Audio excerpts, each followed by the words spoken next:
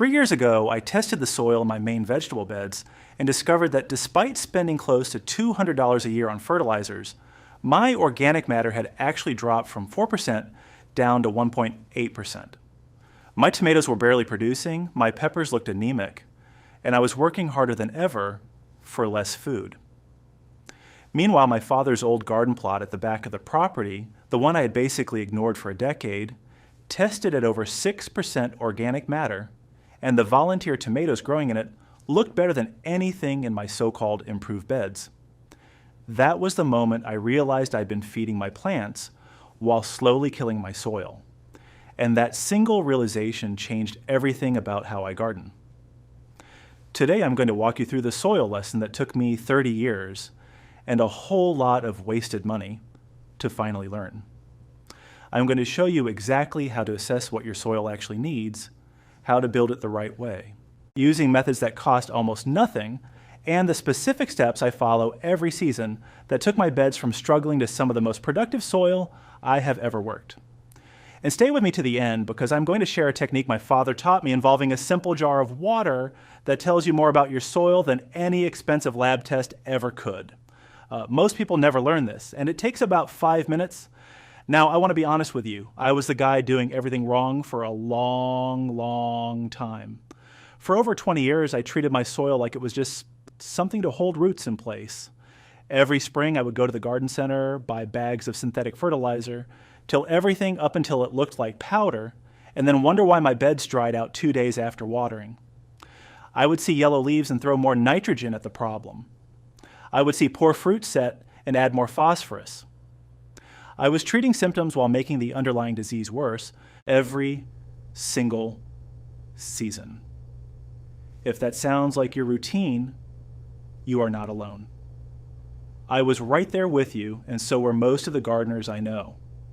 Then about 3 years ago, I started paying attention to what was actually happening underneath the surface, and what I found completely reset my thinking about what a garden really needs. Here's what I learned that changed everything. Soil is not dirt. Dirt is what you sweep off your kitchen floor. Soil is a living ecosystem with more microorganisms in a single teaspoon than there are people on this planet. There are bacteria, fungi, protozoa, nematodes, and earthworms all working together in a system that has been feeding plants for millions of years without a single bag of 10-10-10. When you understand that your job as a gardener is to feed the soil biology and let the biology feed your plants, everything else falls into place. Research out of the Rodale Institute has shown repeatedly that soils managed with biological methods, meaning compost, cover crops, and minimal disturbance, outperform chemically managed soils within 3 to 5 years, and the gap keeps widening after that. The biology does the work. Your job is to stop killing it and start supporting it. And once you understand this, every step I'm about to walk you through makes perfect sense. So let me show you exactly how I rebuilt my soil, starting with the first and most important thing you need to do before you change a single practice in your garden. The first thing you need to do is find out what you're actually working with, and I do not just mean whether your soil is clay or sand, although that matters. I mean, you need a proper soil test. Now, I went years without ever doing one because I figured I could eyeball it. That was a mistake that cost me a lot of money. Here's what you want to do. Contact your local cooperative extension office. Every state has one, and most of them will run a basic soil test for somewhere between $15 and $5. Some states do it for free. You want to request a standard nutrient panel that includes pH, organic matter percentage, phosphorus, potassium, calcium, magnesium, and K/H exchange capacity. Here's the critical part. When you collect your sample, do not just grab one scoop from one spot. Take a clean trowel, collect 6 to 8 samples from different spots across each bed, each one about 6 to 8 inches deep. Mix them all together in a clean bucket, then send in about 1 cup of that blended sample. This gives you an honest average instead of a misleading snapshot from one spot. When your results come back, the 2 numbers I want you to focus on first are pH and organic matter. For most vegetables, you want a pH between 6.2 and 6.8. And for organic matter, you want to be above 3%, ideally between 4 and 6%. If your organic matter is below 3%, which mine was, that tells you your soil biology is struggling and everything else you do will have limited impact until you fix that. Write those numbers down. They are your starting point. You cannot fix what you have not measured. Now that you know where your soil stands, here is where the real work begins, and it is not what most people expect. The single most important thing you can do for your soil is stop tilling it. I know that is hard to hear. I tilled my garden every spring for 22 years. My father tilled his garden, his father tilled his. It is what gardeners do, right? Well, here's what I learned the hard way. Every time you run a tiller through your beds, you are shredding the fungal networks that move nutrients to your plant roots. You are destroying the soil structure that holds moisture and allows air to penetrate. You are exposing buried weed seeds to light so they germinate. And you are accelerating the breakdown of organic matter, which is the exact thing you're trying to build. The conventional approach is to till in your amendments every spring and fall.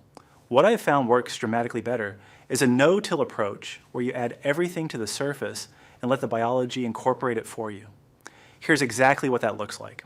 In fall, after you pull your spent crops, do not turn the soil. Instead, lay down a 2 to 3 inch layer of finished compost right on top of the existing surface. If you have leaves available, add another 3 to 4 inches of shredded leaves on top of that compost. Do not pack it down. Just let it sit. Over the winter, earthworms and soil microbes will pull that organic material down into the soil profile for you. By spring, most of those leaves will be gone, and your soil surface will be dark, crumbly, and ready to plant directly into. The first year I switched to no-till, I was nervous. The soil looked rough compared to my old tilled beds, but by the second season, I could push my hand into the soil up to my wrist without effort. I'd never been able to do that in 22 years of tilling. Now here's where things get really interesting, because once you stop destroying your soil structure, you can start actively building the biology that makes everything else work. And the most powerful tool for that is compost. But not all compost is created equal, and this is where a lot of well-meaning gardeners go sideways. What you want is finished, thermophilic compost, meaning material that has been through a hot composting process where internal temperatures reach between 130 and 150 degrees Fahrenheit for at least 3 to 4 days. This kills weed seeds and pathogens. The finished product should smell like a forest floor, not like ammonia or rotting garbage. If it smells bad, it is not done. Do not put it on your garden. Now here's what I recommend for building soil. In your first year of transition, apply 3 to 4 inches of quality compost to the surface of your beds in fall and subsequent years. Drop that down to 1 to 2 inches applied once in fall and once in early spring. If you are making your own compost, you want a ratio of roughly 25 to 30 parts carbon to 1 part nitrogen by weight. In practical terms, that means for every 5-gallon bucket of green material, like kitchen scraps, fresh grass clippings, or manure, you want roughly 3 to 4 buckets of brown material like dried leaves, straw, or shredded cardboard. Turn the pile every 7 to 10 days, keep it about as moist as a wrung-out sponge, and you should have usable compost in 60 to 90 days during warm months. If you are buying compost, look for a local source rather than bagged product when possible. Talk to the producer. Ask if they test their finished product. You want compost with a carbon to nitrogen ratio between 15 to 1 and 20 to 1, and you want organic matter content above 40%. A good local compost operation will know these numbers. If they cannot tell you, find a different source. I made the mistake for years of buying the cheapest bagged compost I could find, and some of it was barely decomposed wood chips that actually tied up nitrogen in my soil instead of adding it. That is a mistake you want to avoid. Now, before I move on, if you are finding this helpful, I would appreciate it if you hit that subscribe button. I put out practical, no-nonsense gardening advice every week. The kind of stuff I wish someone had told me decades ago. All right, let us keep going. So you have tested your soil, you have stopped tilling, and you are building organic matter with quality compost. Now let me show you the next piece that most gardeners completely overlook, and that is keeping your soil covered at all times. Bare soil is dying soil. Every time your garden bed sits exposed to sun, wind, and rain with nothing growing on it, you are losing organic matter, losing moisture, and losing soil biology. The fix is simple. Never leave bare ground. During the growing season, use a 2 to 3 inch layer of organic mulch around your plants. I prefer shredded leaves or straw. Avoid dyed wood mulches and anything that looks like it came from construction demolition. For mulching your vegetable beds, spread the material 2 to 3 inches thick, but keep it pulled back about 2 inches from the base of each plant stem. This prevents moisture from sitting directly against the stem and causing rot. Here's a real number for you. Research from the University of Georgia showed that a consistent 3-inch layer of organic mulch reduces soil moisture loss by up to 70% compared to bare soil. 70%? That means less watering, less stress on your plants, and more consistent production, especially during those brutal July and August weeks when your garden wants to shut down. During the off-season, when nothing is growing, you have 2 options. First option is the compost and leaf layer I described earlier. Second option, and the one I've come to prefer, is cover crops. For fall planting in zones 5 through 7, I seed a mix of winter rye and crimson clover at a rate of about 2 pounds of rye and half a pound of clover per 1,000 square feet. Broadcast the seed over your beds 4 to 6 weeks before your average first frost date. Rake it in lightly to about a 1/4 inch deep and water it in. For zones 3 and 4, you may need to plant 6 to 8 weeks before first frost to get enough growth established. For zones 8 and above, you can push this later, even into November in some areas. The rye provides massive root structure that breaks up compaction and adds carbon. The clover fixes atmospheric nitrogen directly into your soil through a symbiotic relationship with bacteria on its roots. Come spring, you chop it down at the soil surface about 3 weeks before you plan to plant, lay it right on the bed as mulch, and plant directly through it.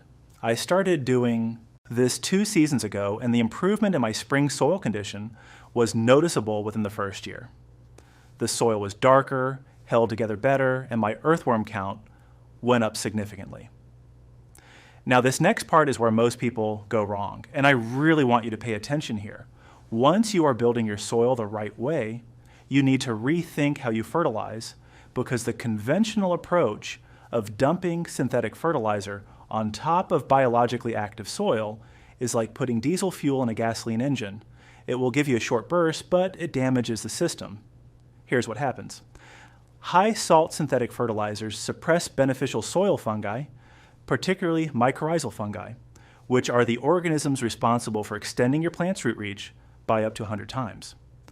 Research from the University of California, Davis has documented that soils treated with heavy synthetic fertilizer applications show significantly reduced mycorrhizal colonization compared to compost-amended soils. Your plants become dependent on the fertilizer because the biology that should be feeding them has been suppressed. The better approach is to let your compost and cover crops do the bulk of the fertility work and supplement only when your soil test shows a genuine deficiency. If your soil test shows low potassium, add green sand at a rate of about 5 pounds per 100 square feet, worked into the top inch. If calcium is low, use gypsum at 3 to 5 pounds per 100 square feet rather than lime, unless your pH also needs to come up. If you need to boost nitrogen for heavy feeders like corn or squash, use blood meal at 2 to 3 pounds per 100 square feet, or better yet, grow those crops right after your clover cover crop gets chopped. The key is targeted, soil test-driven amendments instead of the shotgun approach of throwing a balanced synthetic fertilizer at everything. I used to spend close to $200 a year on fertilizer. Last year, I spent $37 total on amendments, and my yields were the best they have ever been. That is not a coincidence. That is what happens when you work with the biology instead of against it. Now let me talk about a few patterns I see that trip up even experienced gardeners when it comes to soil health. The first pattern is adding amendments without testing first.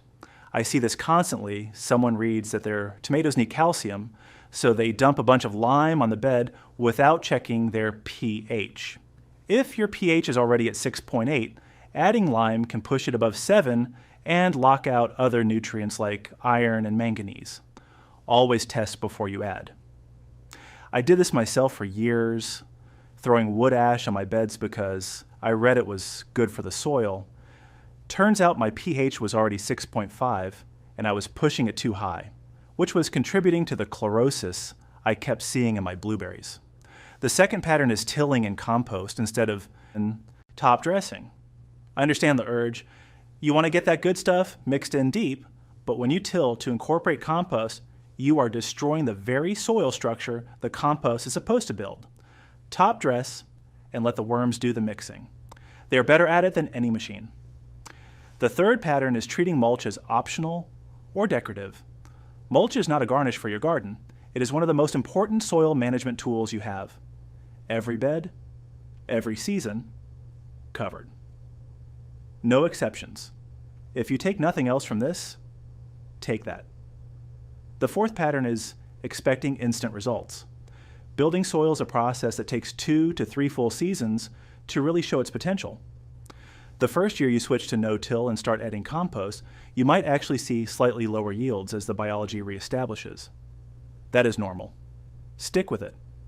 By year 2, you will start to see the difference, and by year 3, you will wonder why you ever garden any other way. I almost gave up after my first no-till season because my tomato yields dropped by about 15%. I'm glad I stuck with it because the following year they came back 30% higher than my best tilling year ever. All right, now let me pay off that promise I made at the beginning about the jar test my father taught me. This is something you can do right now, today, with a mason jar, some water, and a tablespoon of dish soap. Go out to your garden and take a sample of soil from about 4 to 6 inches deep. Fill a quart mason jar about 1/3 full with that soil. Add water until the jar is about 3/4 full. Add 1 tablespoon of plain liquid dish soap. The soap helps break apart the soil particles so they separate properly. Put the lid on tight and shake it vigorously for about 2 full minutes. Then set it on a flat surface and do not touch it. After 1 minute, take a marker and draw a line on the outside of the jar at the top of whatever has settled. That is your sand layer. Sand settles fastest. After 2 hours, draw another line. The new material that is settled on top of the sand is your silt layer. After 24 to 48 hours, draw a final line. That top layer is your clay. Above that, you will see water that might still be slightly murky, and floating on top, you may see bits of organic matter. Now here's what this tells you. Ideally, you want roughly 40% sand, 40% silt, and 20% clay. That is close to what soil scientists call loam, and it is what most vegetables thrive in. If your sand layer is more than 60% of the total settled material, your soil drains too fast and you need more organic matter to hold moisture. If your clay layer is more than 30%, your soil holds too much water and compacts easily, and again, organic matter is the fix.